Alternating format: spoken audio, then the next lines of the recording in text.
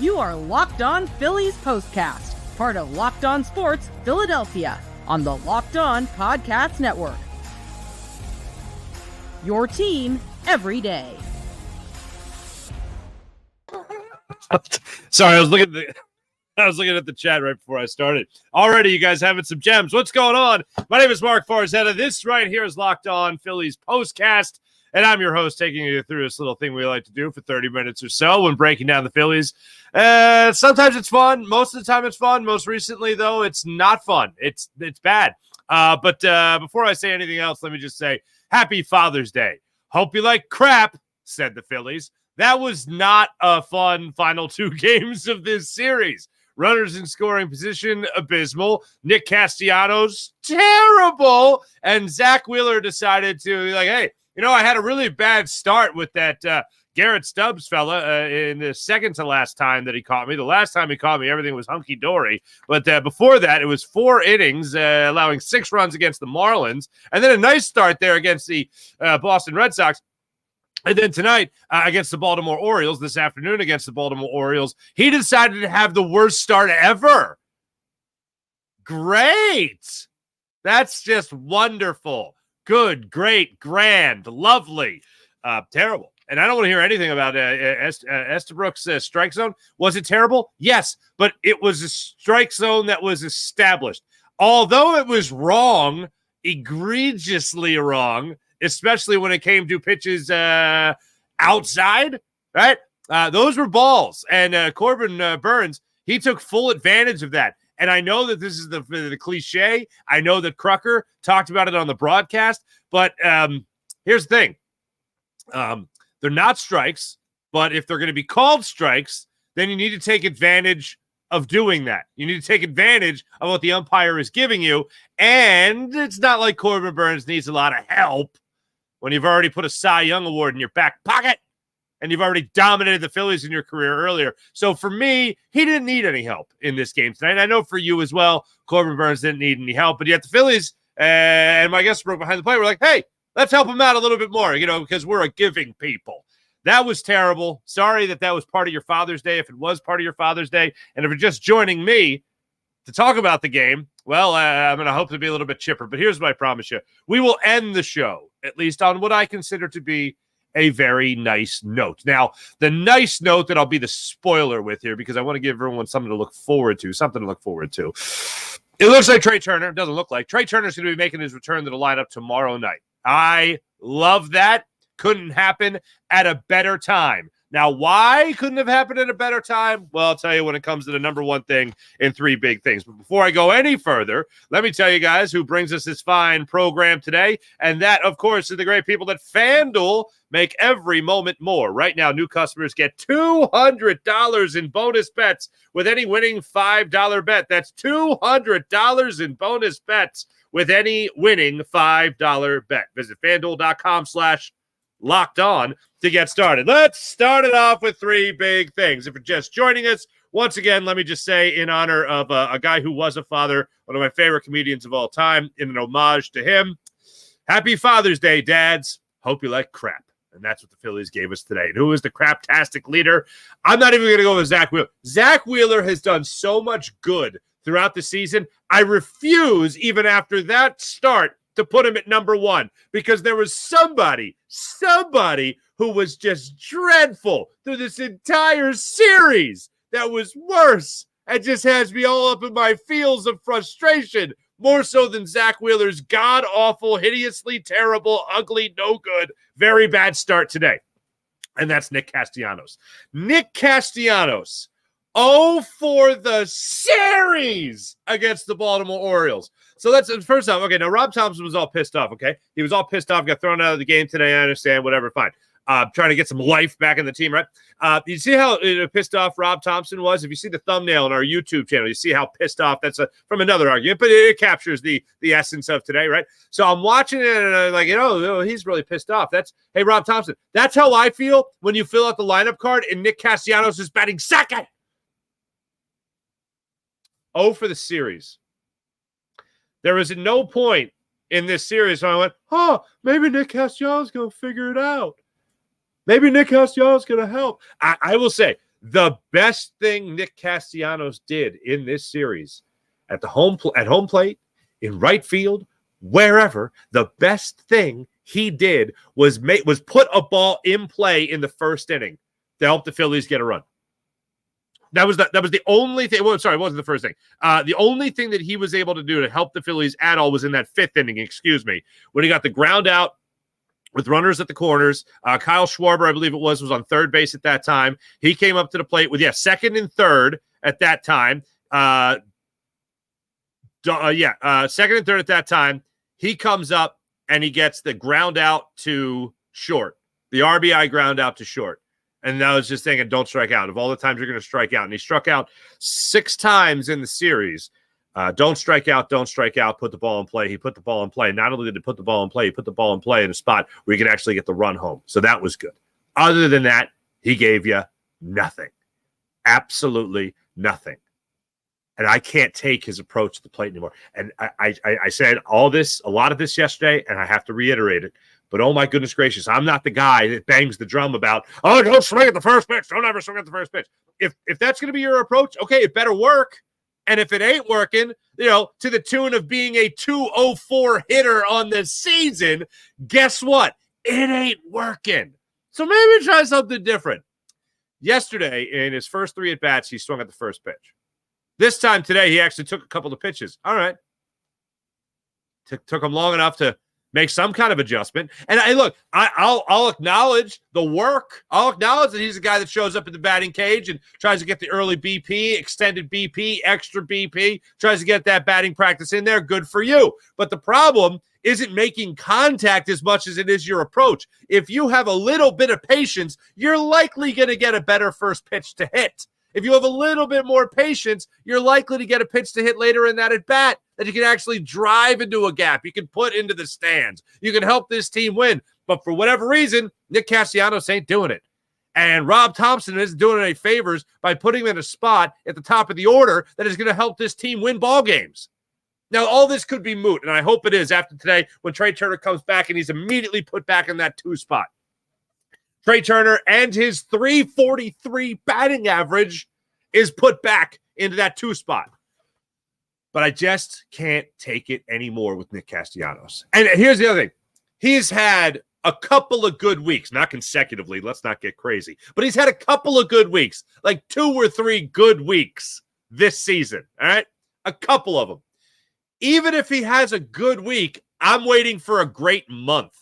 And that ain't happening. Unless he's going to have some kind of Trea Turner turnaround that Trea Turner had starting in August after his standing ovation, well, then I really don't think Nick Castellanos is going to get that kind of production going for himself again. And having him bat second when you have guys like Bryson Stott on this team, Edmundo Sosa on this team, pretty much anybody not named Nick Castellanos, I would rather have bat in that 2 spot.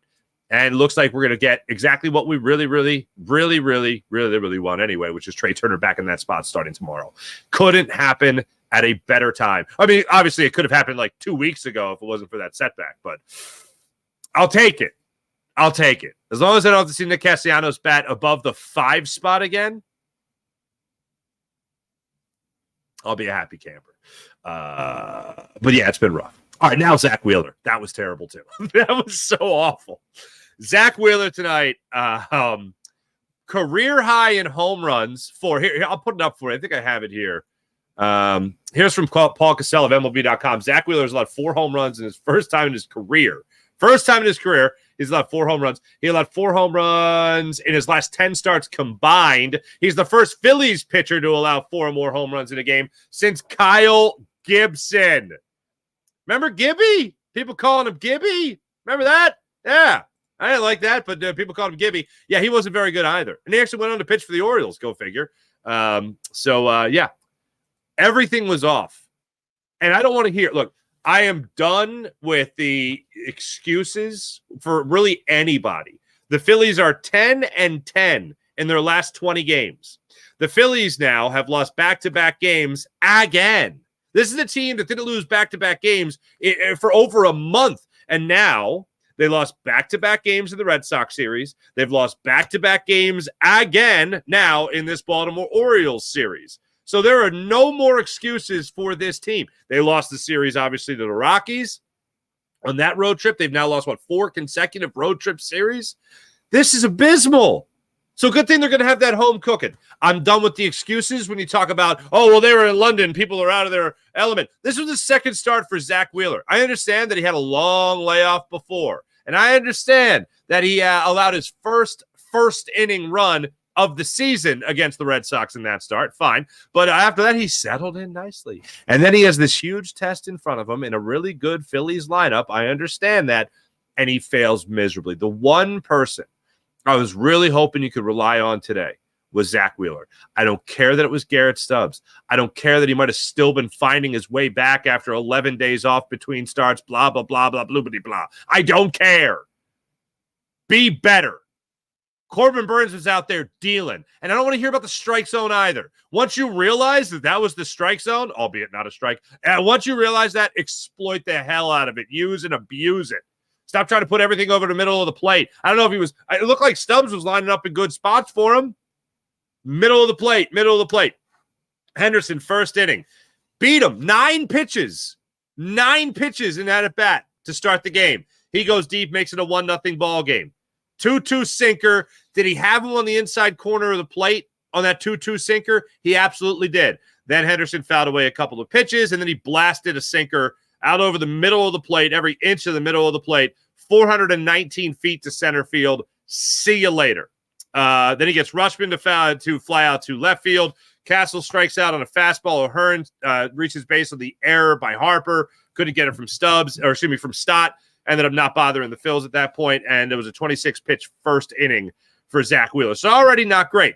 Then Cowser goes up there, and he hits a home run to center field on a 1-1 cutter. Again, every inch of the middle of the plate. This one's blasted 443 feet. That's hit a long way, people. That's hit a very long way. That one was a 2-run home run after Westberg led off the inning with a single. But it looked like Wheeler just missed it. And now here's the thing. Remember that Cowser just admired it. I used to be pissed. Even if it was a Philly that hit a good home run, excuse me, like a long home run, I used to be pissed when guys would just stare at it, admire it, right? The only other guy, Ken Griffey Jr. Was the guy I'd be like, yeah, I'd admire it too, you know? But now Phillies, pitchers still have a little bit of an issue with that. And I think Zack Wheeler had a little bit of an issue with it because the next time he faced Cowser, he hit him. Did he barely hit him? Yeah, he barely hit him. But he went up and in on him, and Cowser just took first base. So that was that. Then you go on to the third inning. After that, it's a 3-0 ball game going into the third inning. Phillies couldn't do anything offensively. Rushman comes up. He gets the home run. This one on a fastball. First pitch fastball, 412 feet to center field. That one just made it over, but that made it a 4-0 ball game. And then in the fifth inning, it was oh, goodness gracious, that was it. The wheels were off. Mountcastle got his single to lead it off. O'Hearn worked a walk. First and second, nobody out. Santander, go figure. He comes up and hurts the Phillies with an RBI single to right field. It's a 5-2 ball game at this point.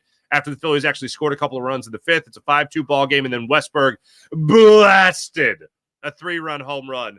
Wrong home run. This one was only 377 feet to right field. They had to review it to make sure that it did clear the fence, and it got on top of that weird grounds crew area that I was even referencing yesterday. It's just the whole weird design out at Camden Yards. I don't like what they did to it, but anyway, just over top of the grounds crew. That's been there forever, but just over top of the grounds crew hut. I don't even know what you call it, and that made it an 8-2 ball game. But yeah, Zack Wheeler did not have his best stuff tonight. I think we could absolutely say that. Frustrated, I don't know. Frustrated with the strike zone, frustrated with his own stuff. He just looked extremely off tonight. This afternoon, excuse me. To the tune of 91 pitches, I want to say was his final total in tonight's ball game. 91 pitches, 57 for strikes. The ERA jumps up to 2.84 now in the season, 4 1/3, 8 runs on 9 hits, excuse me. I think I have 8 up there on the graphic. Miscusi, but that's the way that one dropped down. Wheeler drops to 8-4 on the season. So Castellanos, Wheeler, number 3 for 3 big things. I look at this entire team. Alec Bohm, credit to you. He was the opposite of Nick Castellanos in this series, and I'll praise him in the next segment. But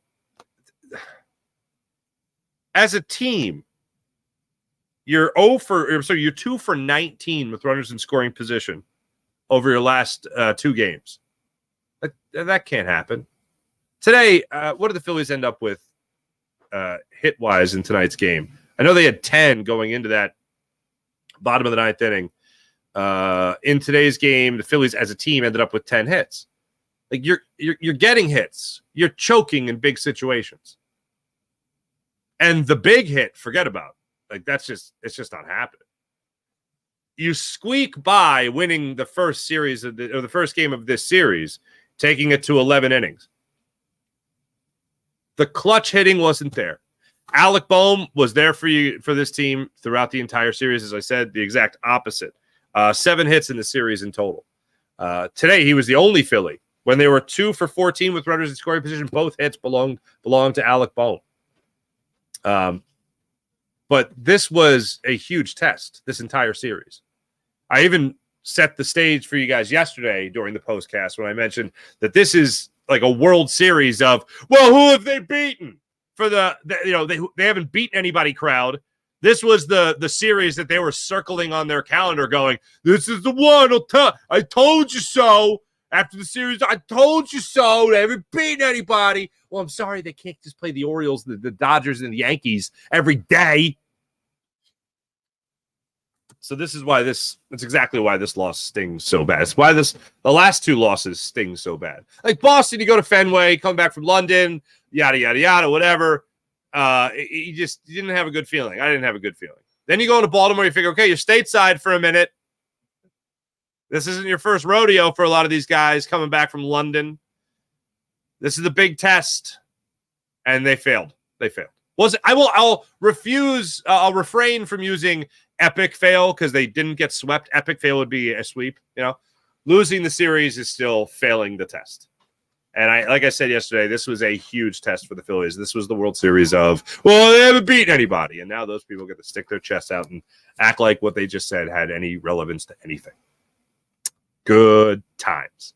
When we come back, we'll take a look at what you guys have to say. We will praise Alec Bohm for getting back on track in this series, and hopefully he'll be carrying it for where the Phillies are head next. In our final segment, not this segment, but 2 segments from now to wrap things up, a little personal thing with it being Father's Day that I want to make sure I highlight today. We'll be back in a few. We'll check your comments coming up in a second. You're Locked On Phillies postcast. You guys know I like to have my fun on FanDuel, and summertime means baseball. It also means NBA Finals and so much more, and you can bet on it all at FanDuel. Right now, new customers get $200 in bonus bets with any winning $5 bet. That's $200 you can use to bet on the NBA Finals, the NBA Finals MVP. You can also, hit one out of the park. You can put it on that, too. When you're talking about a nice little prop bet for yourself, do it all right there on FanDuel. FanDuel.com/lockedon.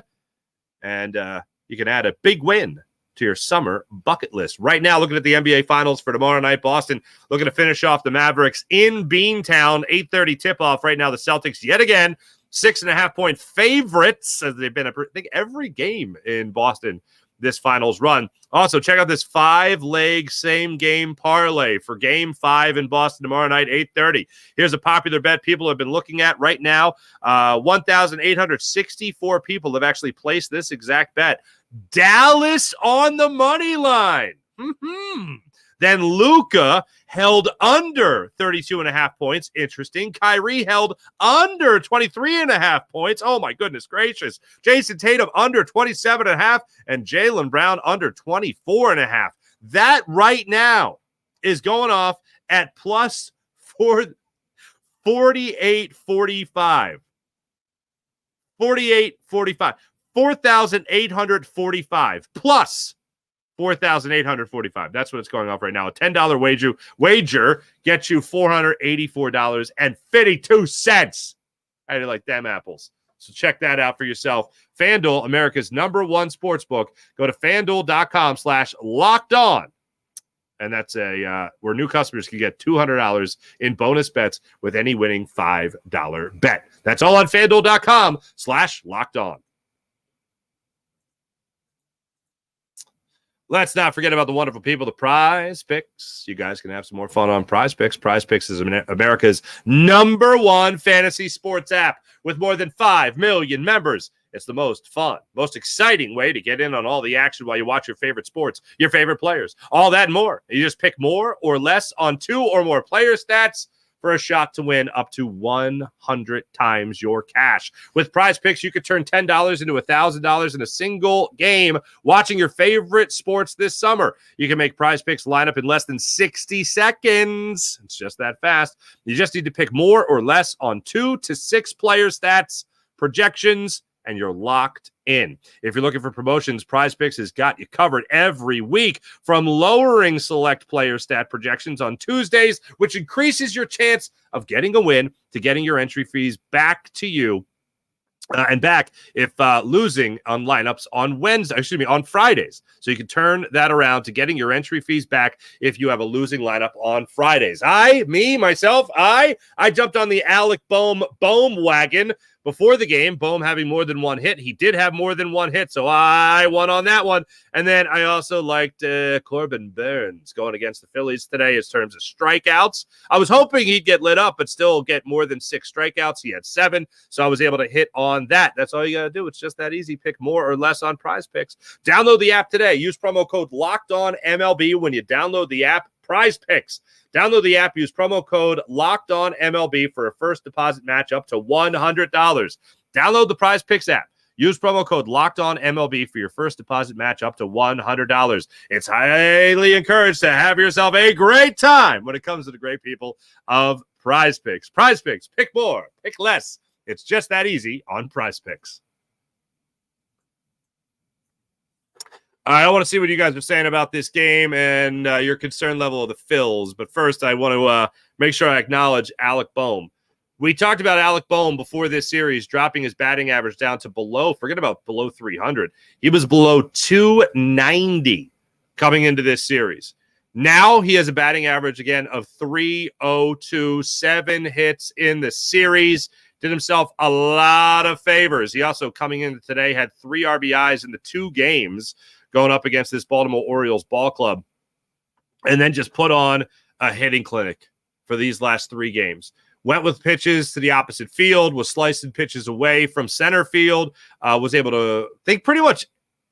I don't think he pulled a ball in this series. I don't think he delivered one to left field. I think everything was to center or to right field, which shows me he's making great adjustments at the plate, and he's going with the pitch each and every time. If this is what the Phillies are going to be able to get from Alec Bohm, the 2 RBIs today as well, then the Phillies are going to have their Phillies are going to get right back to being in great hands when it comes to the cleanup spot for this Philadelphia Phillies team. Alec Bohm's going to lead that charge as far as that goes the rest of the way. So I'll keep my fingers crossed for that. Let's see what you guys have to say about this Phillies series against the Orioles.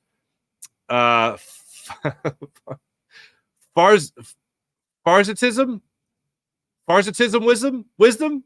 Matt, is that what you're saying? You cannot bat Nick Castellanos second if you have Schwarber leading off. Ari, happy Father's Day, Ari. What's going on? Spurger King, what's going on? No hit Nicky. Hey, no hit Nicky. How you doing?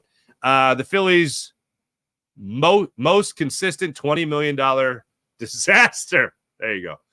Matt, what's going on? Is Mark Farzetta, Mark with a K, that's okay, we'll hold it against you, MF Mighty Fighter. The only public figure who will speak the truth about Castellanos, the Phillies TV and radio announcers will not say anything. Well, here's the deal. Nothing against T-Mac, Crucker, Fransky, L.A., whoever, and those guys are great, and I love those guys, but they also work for the team. So I don't know. And look, I think they're honest. They're obvious. I do think everyone involved is very honest. They just won't speak with the same venom that I have, and nor should they, because they're a little bit more professional than I am. But I just can't take it. I can't. I've been so. You guys have heard me at the beginning of the year. I was like, you know what? I have no patience for Nick Castellanos struggling this year. I have no patience for Nick Castellanos being terrible at baseball this year. I have no patience for it. And then he was really bad, and I was like really going up. And then he had one of them good weeks. And I'm like, okay, there you go, Nick Castellanos, ready to go, buddy. And then he was terrible again, and he was like good for like a week or two. And I'm like, all right, maybe he's got it. And he doesn't got it. It's very frustrating. I guess they all work for the team. Well, that is true. That is true, Matt. There we go. Thank you. Spurrier King, this offense has been bad since the Rockies series. If the Phillies have bad pitching, they got nothing. Fair enough. Fair enough. Bet Nikki C will swing at a pitch in the dirt, then take a pitch down the middle. You'll be a millionaire. Oh, that's a good idea. You can bet on that. I like it. Timothy B. Farzetta, that manager is setting up Castellanos for a huge downfall because he knows that Castellanos should have been benched a long time ago, but refuses to. Then he has the audacity to bat him second. The pair of on Nick Castellanos. God bless him. Oh, excuse me, on Rob Thompson. It's quite a pair. It's quite a pair.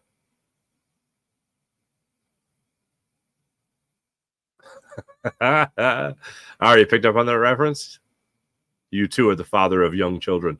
The two-hitter, is that an important spot? Is it bad if the two-hitter can't get a hit? It's bad. Do I got to make the same lame dad joke I made yesterday? Do you need to say lame dad joke? Do you even need to say dad joke on Father's Day? You know? Anyway. Mark, 1982. I don't even want to go there, man. Stupid referees cost us 2 games. We will win the next 10. I hope so, man. 10-game winning streak would make me feel pretty good right now. And I don't think the umpires cost them anything. The Phillies were terrible. Here's the thing about Estabrook's strike zone. What was a strike in the first inning was a strike in the 5th inning. What was a strike in the 5th inning was a strike in the 8th inning, 9th inning. It was a strike. Now, the only difference was that if it was inside, generally it was a ball. If it was outside, it was a strike. So use and abuse the hell out of that once you realize it. What are you going to think the umpires all of a sudden going to be like, no, you make a good point. I have a new strike zone now. No, it's not going to happen.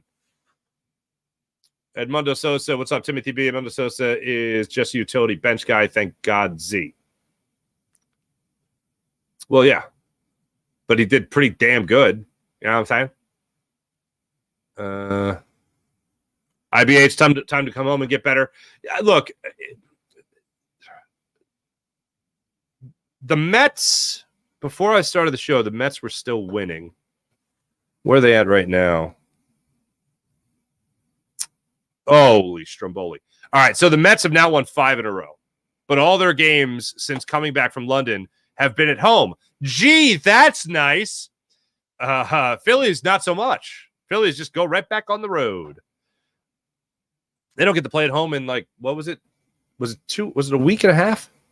I don't know. I'll figure it out tomorrow. But that's unfortunate. Timothy B. Turner can't come back soon enough. I concur. All right, Spirit. Do me a favor. Vlad Guerrero is one of my favorite all-time baseball players. Vlad Guerrero Sr. Comes from the Vlad Guerrero school of no discipline hitting. Yeah, but Vlad's a Hall of Famer, man. You know what I'm saying? Are you talking about Vlad Sr. or Vlad Jr.? Because Vlad Guerrero would just go up there looking to hack. Like, if I was teaching someone how to play baseball, I wouldn't be like, hey, look at Vlad Guerrero. You know what I mean? That's how Vlad Guerrero does baseball. That's not how Nick Castellanos could get away. Plus, Vlad Guerrero Sr. had a rifle of an arm in right field. And I remember plenty of instances, Phillies playing the Expos or Nationals, and Vlad Guerrero would get a ball hit to him, like a lazy fly ball with a runner on first.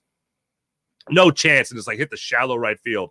And he would fire the ball to third just to remind you, I got this rifle that I am ready to pop off at any time. Don't you dare run on me. Julian C., I agree. Tinker Topper isn't fixing how pathetic the offense is, or the outfield offense is. I concur. Thank you. Lost to the Rockies, lost to the Giants. Yep, pretty bad. Julian C. Castellanos somehow has to be moved if they have to eat money, whatever. It's bad. Yeah, I'm fine with that. Julian C. Runners in scoring position, same story for 3 years. Really, I mean, honestly, if your baseball team is a 500 team, the biggest difference between them being a 500 team most likely and them being like a guaranteed playoff team is the idea of them hitting with runners in scoring position. If you're 500, you're getting guys on base. If you're 550, 600, you're driving in runs. The Phillies, throughout this entire season, up until the last couple of weeks, have been hitting with runners in scoring position. Alec Bohm had been hitting with runners in scoring position. Going into this series, he had not been hitting with runners in scoring position recently. Then he comes up in this series, and he starts hitting with runners in scoring position again. That's the Alec Bohm that we have come to know and love throughout this entire year, really throughout his entire career. And then, he had a little bit of a wall. It's going to happen. I'm not going to lose my mind about it, but he was able to drive in a bunch of runs in this series, obviously, with the 7 hits that he did get. And that's the guy that we've been waiting to see, and we haven't seen for quite a while. So here's the deal. With Bohm, his average got down to 286 leaving Boston. Going into this 3-game series, his average went from 286 now to 302. So, yes, definitely on the right track. How about Philloop Jack 1? How about Dahl in right field to move Stott to second in the batting order? Nicky C can't hit lefties, let alone top-tier right fielder. Yes. Like, that's Philloop Jack, I agree. Yes, that's a great idea. I don't know why Tinker Topper hasn't tinkered in that way, but I think a guy taking a break is a nice idea. Tom's Castellanos. Wait, hold on. I got a Ken Griffey reference in here. Yes, the sweetest swing I've ever seen. And obscurely, the next best swing I've ever seen is Will Clark. I got Ken Griffey Jr. I got Will Clark. Just like in terms of just beautiful, gorgeous swings, those are them right there.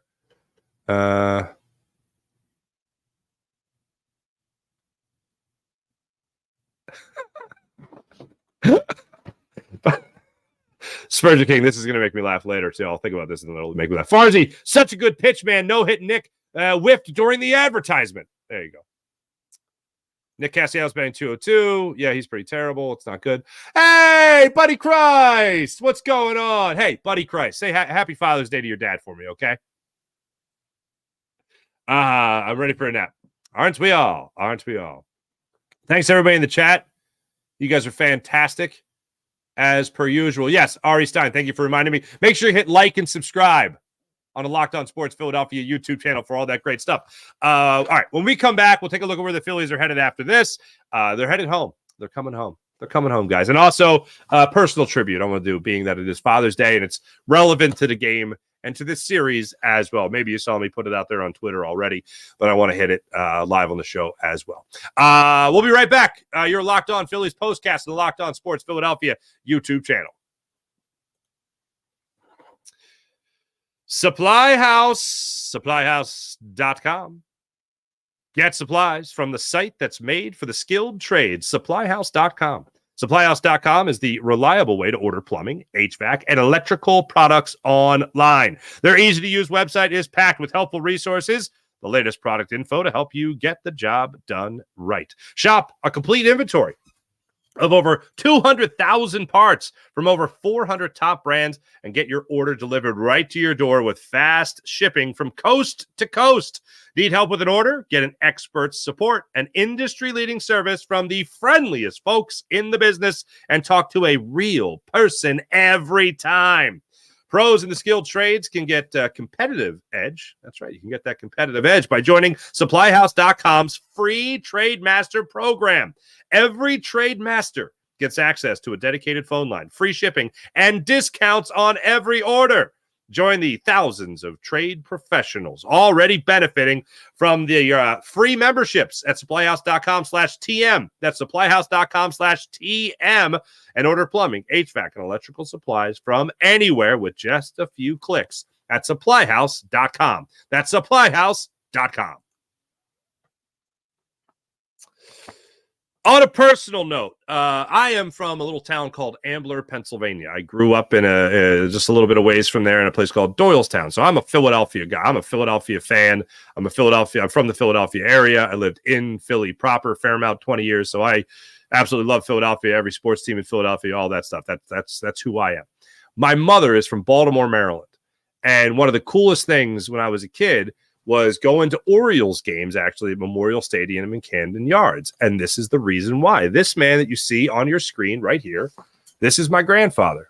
He lived to be 100 years old. He passed away just about 3 years ago. Huge. I was one of his biggest fans. He had 12 kids. My mom is one of 12, 6 boys, 6 girls. Yes, I have a boatload of cousins. And for 25 years, this man, Al Chesnavage, right here, worked for the Baltimore Orioles as an usher at both Memorial Stadium and Camden Yards. His section was right behind home plate at Memorial Stadium. His section at Camden Yards was just a little bit more over to the left. And we used to buy the cheap seats at Memorial Stadium and Camden Yards.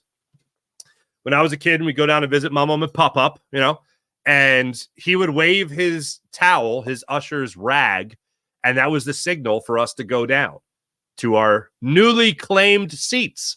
And we sat next to the Ripken family a bunch of times. And I will say this, I am not an Orioles fan, but because of moments like this and because of my family, I have a soft spot in my heart for the Orioles. I don't care about the Ravens. Let's just get that out of the way. Okay. I don't care about Washington. Okay. Let's just get that out of the way as well. But whenever the Phillies and Orioles play each other, I always think of my grandfather. And on this Father's Day, I wanted to give a hat tip to Deacon Al Chesnavage, my grandfather. Miss him every day. I hope you guys have someone like that in your life as well. And I really also hope all you dads had a wonderful Father's Day. And I also hope that you got to spend it with your dads as well. But once again, sorry, the Phillies were terrible at baseball. Can't win them all, unfortunately. Can't win them all. Phillies are going to be headed back to South Philadelphia. How about the story they told on the broadcast of the Phillies getting the train? Only one train from Baltimore to north or whatever the hell they said. And the Phillies got that train. So they'll be sleeping on their own beds tonight on that nice little train ride back to South Philly. So that's a nice thing. Phillies will now take on the San Diego Padres back in South Philadelphia starting tomorrow night. It's a 6:40 start time tomorrow night. Phillies enter this series 47-24 now on the year. The Padres, since they got Luis Arraez, they've been a little bit of a different team since then. Tomorrow night's game, as I mentioned, is starting at 6:40. You'll have Christopher Sanchez looking to bounce back from a bit of a shaky start in Boston. He'll be taking on Randy Vasquez there. Vasquez of the Padres. Padres come into this game at 37-38. Obviously, just a game under 500 there. Vasquez is 1-3 on the season with a 4.93 ERA. Christopher Sanchez 3-3 with a 3.07 ERA on the season. Thanks for watching. Thanks for listening. Make sure you guys hit like and subscribe on the Locked On Sports Philadelphia YouTube channel. You guys are fantastic as per usual. I'll be back with you guys tomorrow night following the Phillies win. Let's put it into existence against San Diego Padres. See you guys then. Again, happy Father's Day, dads. See you guys tomorrow. Bye.